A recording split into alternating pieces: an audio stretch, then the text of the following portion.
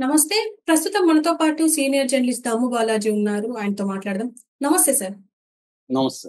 Sir, కర్ణాటకలో ఒక వ్యక్తి బట్టతల అని అనడంతో ఆత్మహత్య చేసుకున్నారని చెప్పి వినిపిస్తుంది.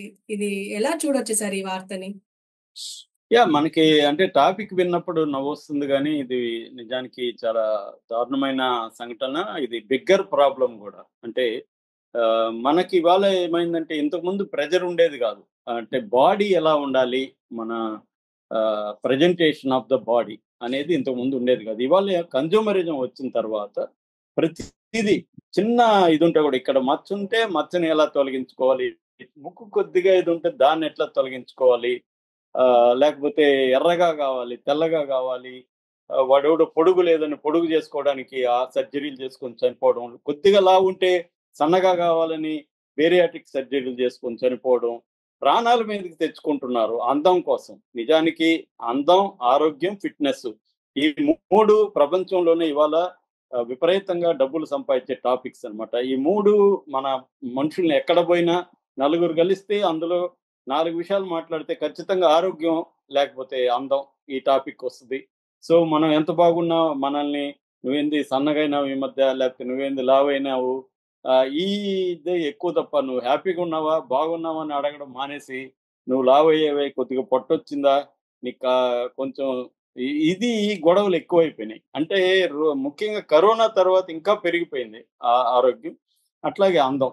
ఈ ముఖ్యంగా స్త్రీలు potential customers beauty industry multi billion డాలర్లు. ఈ నేపథ్యంలో మనం అర్థం చేసుకుంటే కర్ణాటకలో చామరాజనగర్‌లో పరాశివమూర్తి అనే అతను మమత అనే అమ్మాయిని పెళ్లి చేసుకున్నాడు. అతను పెళ్ళైనాటికే పెళ్లి చూపులకొచ్చినప్పటికే అతనికి బట్టతల ఉంది. అప్పుడు ఈ అమ్మాయి చెప్పుండాలి. "అరే బాబు! నీకు బట్టతల ఉంది. నేను పెళ్లి చేసుకున్నాను." అతను చేసుకోలేదు. చేసుకునింది.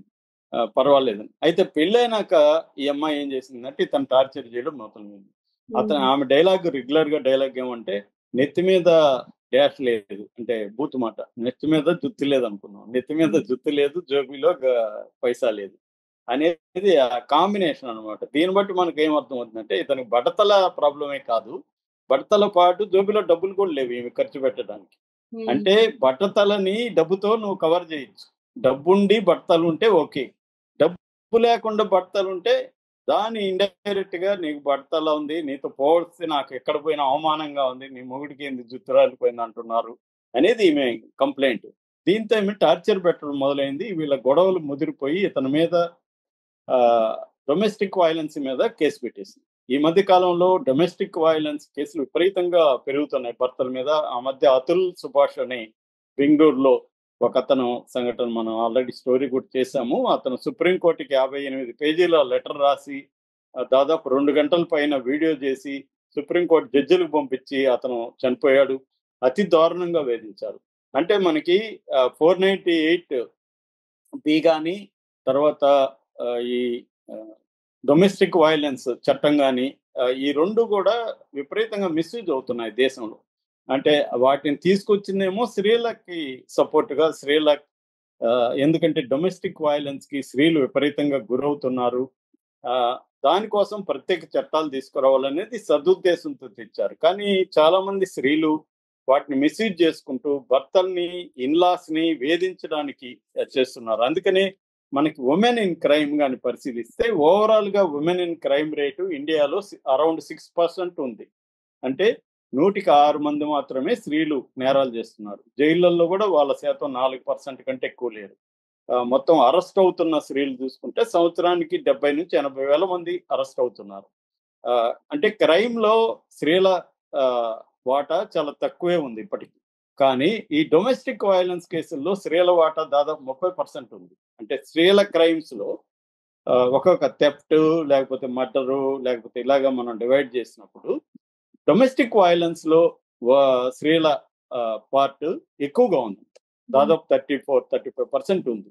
ఎందుకంటే వీళ్ళు నన్ను అరెస్ట్ చేస్తున్నారని అత్తమామల మీద, ఆడబిడ్డల మీద, భర్త మీద పెట్టేసి కేసులు పెట్టి వాళ్ళని అరెస్ట్ చేయడం అనేది బాగా పెరుగుతుంది ఇండియాలో. ఇదంతా కూడా NCRB national crime records bureau నుంచే నేను చెప్తున్నాను. దాంట్లో ఉన్న అఫీషియల్ లెక్కలే. ఇంకా అన్‌రిపోర్టెడ్ చాలా ఉండొచ్చని చెప్తున్నారు. సో ఆ యాంగిల్లో ఇతంది కూడా నాకు తెలిసి కోర్ ప్రాబ్లం బట్టతల కాదు, కోర్ ప్రాబ్లం ఈ అమ్మాయి ఖర్చు పెట్టడానికి అతని దగ్గర డబ్బు లేదు. ఈ హ్మ్. అమ్మాయి ఏందంటే వాళ్ళ ఇంట్లో అంత ఉన్నవాళ్ళు కాదు. భర్త నుంచి ఆశించింది. భర్త మేబీ ఆ అమ్మాయి ఊహించుకొని ఉండొచ్చు. భర్తకు బడతలున్నా కూడా డబ్బులుంది బాగా. నన్ను బాగా చూసుకుంటాడు. నాకు విలాసాలకు ఖర్చు పెడతాడని. ఈ అమ్మాయికేందంటే బ్యూటీషియన్ పిచ్చుంది. రీల్స్ పిచ్చుందంట. రీల్స్ రెగ్యులర్‌గా చేస్తుంది. రీల్స్ అంటేనే మేకప్‌లు, వ్యవహారం కావాలి. దానికి డబ్బులు ఖర్చు పెట్టాలి. ఇవాళ మీరు స్త్రీ కాబట్టి మీకు కూడా తెలుసు. ఒక బ్యూటీ పార్లర్‌కెళ్తే ఎంత డబ్బులు ఖర్చు పెట్టాలని. సో, మినిమమ్ 4, 5 వేలు ఉండాలి. సో, ఒక ట్రిప్‌కి అలాగా ఈ దీనికంతా డబ్బులు ఎక్కడి నుంచి రావాలి? ఆమె సంపాదించుకొని ఖర్చు పెడితే అదొక పద్ధతి. భర్త పెట్టాలి. భర్త పెట్టే పరిస్థితిలో లేడు. దాంతో అతని చేతగానితనాన్ని చెప్పేటప్పుడు ఏం చేస్తారంటే, ఇది యాడ్ చేస్తారు. నీకు జుట్టు హ్మ్. కూడా లేదని. జుట్టుంటే ఈమె వదిలేసేదా? జుట్టుంటే కూడా ఇంకేదో చెప్పేది. నువ్వు పొడుగు లేవు అని చెప్పేది. ఏదో ఒకటి ఆహ్, బాడీ షేమింగ్ అంటారు ఇవాళ. సో, అలాగా బాడీ షేమింగ్ చేసి అతన్ని నువ్వు చేతగాని వాడివి అని అతన్ని నిరంతరం ఆమె దెప్పి పొడవడం అనేది ఎక్కువగా చేయడం వల్ల అతనికి ఇంక వేరే మార్గం లేకపోయింది. అవమానాలు తట్టుకోలేకపోయాడు. పైగా పోలీస్ కేస్ పెట్టింది. యాహ్! ఈ ఈ ఆమె పెట్టే టార్చర్ నుంచి ఎలా బయటపడాలో అతనికి అర్థం కాలేదు. దాంతో అతను ఎవరికో ఫ్రెండ్స్‌కి చెప్పుకున్నా, బంధువులకు చెప్పుకున్నా దీని నుంచి బయటపడలేక అతను ఆత్మహత్య శరణ్యం అని పరాశివమూర్తి చనిపోయాడు. ఆత్మహత్య చేసుకున్నాడు. ఇది ఇప్పుడు కర్ణాటకలో బాగా వైరల్ అవుతుంది. నిజానికి ఈ పాయింట్ ఆఫ్ వ్యూ నుంచి చూసినప్పుడు ఆమెకు కూడా కౌన్సెలింగ్ అవసరం. అంటే డబ్బులనేది ప్రతి ఒక్కరికి అవసరమే గానీ, దేనికి ఎంత ఖర్చు పెట్టాలనేది చాలా ఇంపార్టెంటు. మామూలుగా అయితే ఈ మధ్య ఒక సర్వే చేశారు. ఇది బీబీసీ వీళ్ళందరూ కూడా దీన్ని ప్రముఖంగా కవర్ చేశారు. ఇండియాలో 100,00,00,000 మందికి లైవ్లీహుడ్ అంటే మినిమమ్ నీడ్స్ కంటే ఎక్కువ డబ్బులు పెట్టడానికి వాళ్ళ దగ్గర డబ్బులు లేదు. అంత పేదరికం ఉంది. అంటే India rich country with poor people అంటారు. అంటే డబ్బంతా కూడా కొంతమంది చేతుల్లోనే కేంద్రీకృతం అయ్యుండడం వల్ల మిగతా ఎక్కువ మంది దాదాపు 100,00,00,000 మందికి బేర్ నెసెసిటీస్‌ని దాటి ఖర్చు పెట్టే పరిస్థితి లేదు. మామూలుగా ఒక ఫ్రెంచ్ హిస్టోరియన్ ఆహ్, ఆహ్, బ్రాడెల్ అనే ఒక ఫ్రెంచ్ హిస్టోరియన్ మన నీడ్స్‌ని 3 రకాలుగా చెప్తాడు. ఒకటి లివింగ్ నీడ్స్. లివింగ్ నీడ్స్ అంటే బతకడానికి కూడు, గూడు, గుడ్డ అవి. రెండవది లైవ్లీహుడ్ నీడ్స్. అంటే మనం సంపాదించుకోవాలి. ఈ 3 ఫస్ట్ చెప్పిన నీడ్స్ కోసం. మూడవది life style needs. Life style needs అనంతం. వాటికి ఇప్పుడు ఒక కారు ఉంటది. నాకు కారు కావాలనేది లైఫ్ స్టైల్ నీడ్. కారు కొన్నాక ఆ ఆ డిజైర్ అనేది పోవాలి.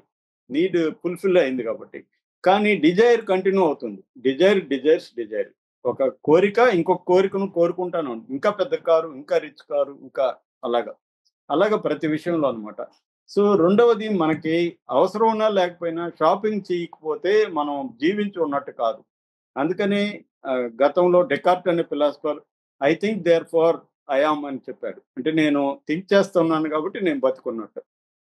దీన్ని ఒక సోషియాలజిస్ట్ జిగ్మంట్ బౌమన్ అని ఇవాళ మనుషులు ఎలా అయిపోయారంటే I shop therefore I am. నేను షాపింగ్ చేస్తేనే బతుకున్నట్టు. షాపింగ్ చేయకపోతే నేను బతుకున్నట్టు కాదు. అంటే డిప్రెషన్‌కి లోనవుతారు చాలామంది షాపింగ్. చాలామంది డిప్రెషన్‌లో ఉన్నోళ్ళు ఎక్కువ షాపింగ్ చేస్తారనమాట. ఈ డిప్రెషన్‌ని తొలగించుకోవడానికి. సో, ఈ ఈ ఎఫెక్ట్ ఈమె మీద కూడా పడింది. ఆమె రీల్స్